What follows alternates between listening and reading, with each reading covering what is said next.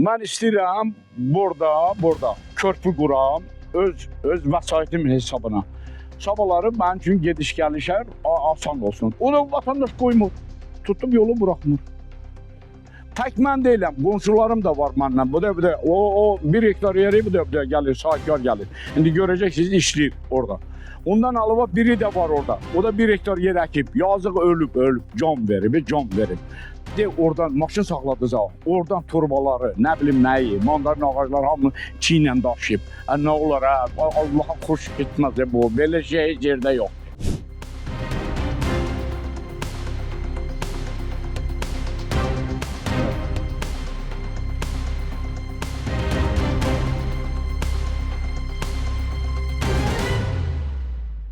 Əhmədov Sədaqət Osmanoğlu. Sədaqət bəy, problemimiz nədir? Mənim problemim əsasən bu qonşuyladır. Qonşu bu yolumuzu bağlayıb burada. Qoymur mənə imkan verməyə ki, 1 hektar mandarin ağacı əkmişəm.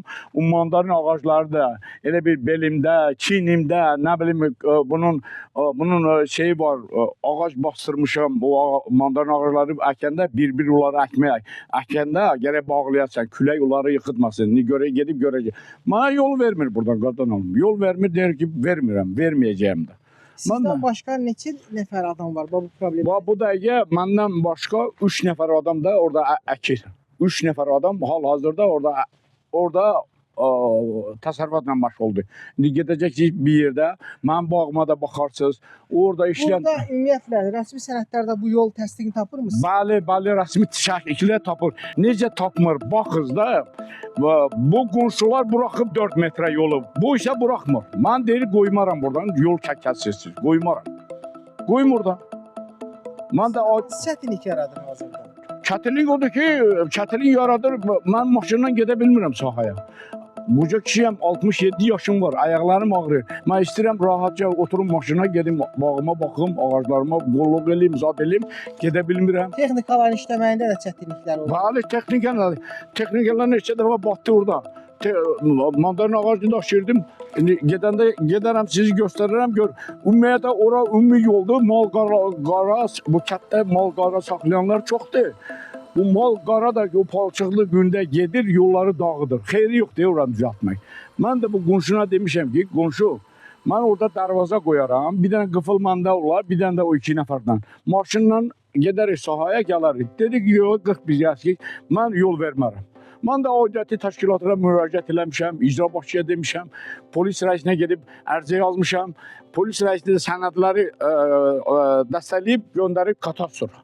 Katastrofdan mən vətəndaş 115 manat pul dövlətə ödəməliyəm. Onlar gəlib təzədən burada mənə yol verərlər. Belə deyirlər. Qanuna əsasən. Yəni qanunla... Aslında mövcuddurmu bu yol? Bəli, mövcuddur. Bəli. Hər bir sahədə mövcuddur bu 4 metrə yol. Dövlət bunu ayırıb. İndi gedib bizim sahalarımıza da baxdaq, hamımız o 4 metrə yolu buraxmışıq.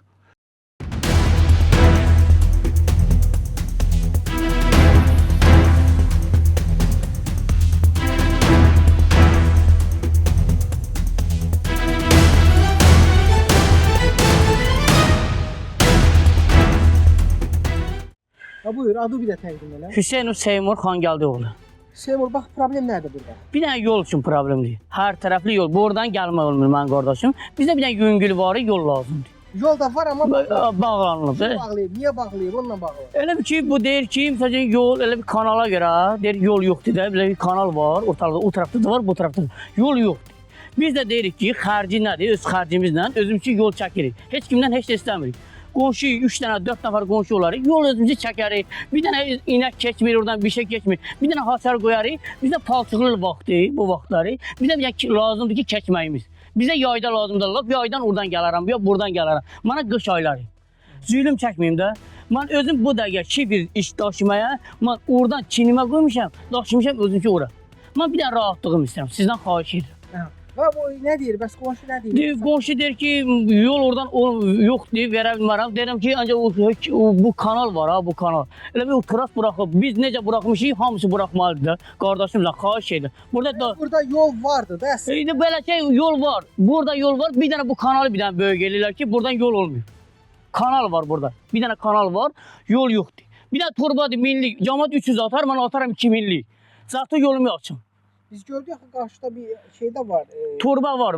Qoyublar. Buradan evvel orada bir darvaza da koyulurdu. Vardı. Onlar üçün vardı, biz üçün nə olmamalıdır?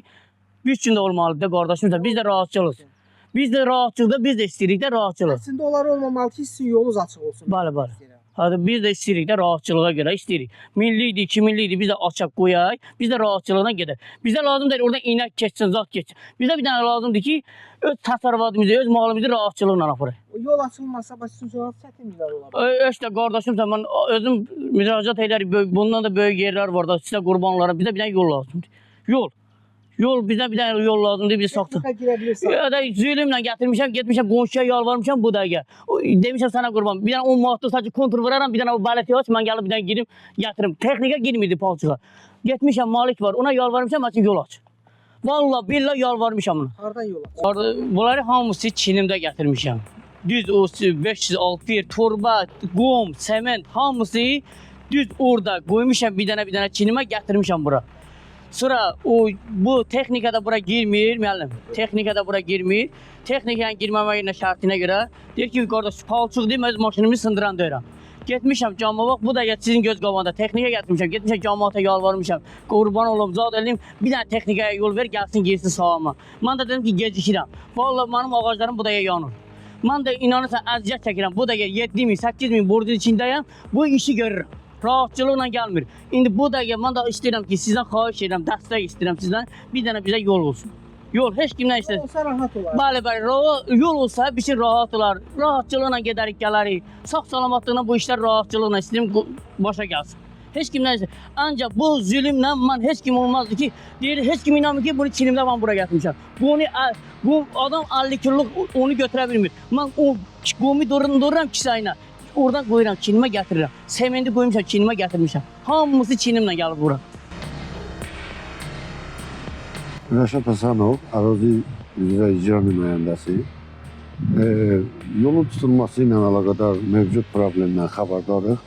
Vətəndaşlar dəvət olunub, bunlarla söhbət aparılır və yolun zəbt olunması ilə bağlı reistr xidmətinə müraciət eləmişik.